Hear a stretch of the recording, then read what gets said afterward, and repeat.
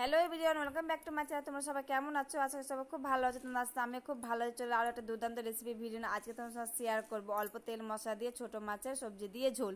চলো বেশি কথা বলার ভিডিও দেখতে থাকে আমার সঙ্গে। তো এখানে দেখতে পাচ্ছি বড় থেকে একটা আলু পাতলা পাতলা করে কেটে নিয়েছে, পটলগুলো ভালো করে ছিঁড়ে 2 পিস করে নিয়েছে, আর সজনে ডাঁটাগুলো ভালো করে ছিঁড়ে নিয়েছিলাম।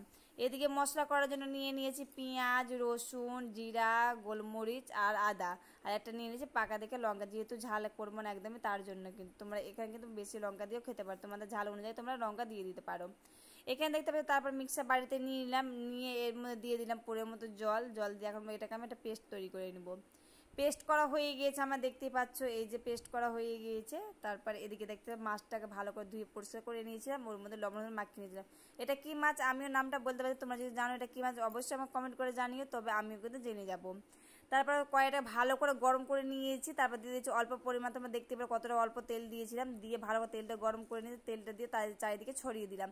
দিয়ে দেখো মাছগুলো দিয়ে দেখো এক পিঠ আমার মাছগুলো ভাজা হয়ে গেছে, অপর পিঠটা কিন্তু আমি সেমভাবে ভেজে নেব।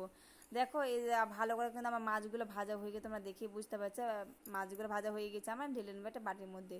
আরও কিছুটা পরিমাণ তেল দিয়ে ওই তেলের মধ্যে দিয়ে দেবো শুকনো লঙ্কা, তেজপাতা, পাঁচফোড়ন দিয়ে আমি সবজিগুলো কিন্তু সবগুলো একসঙ্গে ভেজে নেব। যেহেতু অল্প তেলে আলাদা করে ভাজলে কিন্তু অনেকটা তেল লাগবে, ওই জন্য কিন্তু একসঙ্গে সবগুলো ভেজে নেব।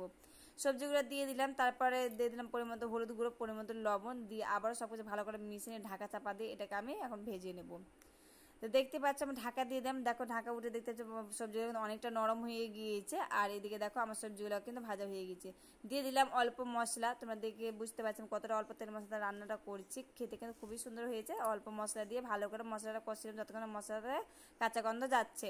তো দেখো মশলা কষানো হয়ে গেছে আমার, দিয়ে দিলাম ওর মধ্যে পরিমাণ মতন জল দিয়ে সব কিছু ভালো করে মিশিয়ে এটাকে এখন আমি ঢাকা দিয়ে দেবো।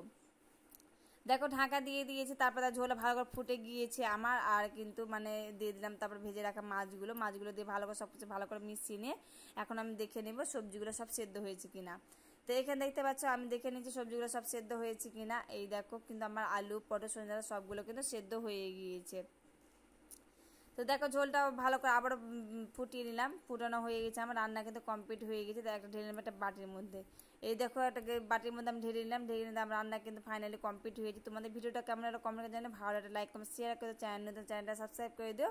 আর তখন ভালো থেকো, সুস্থ থেকো, টাটা।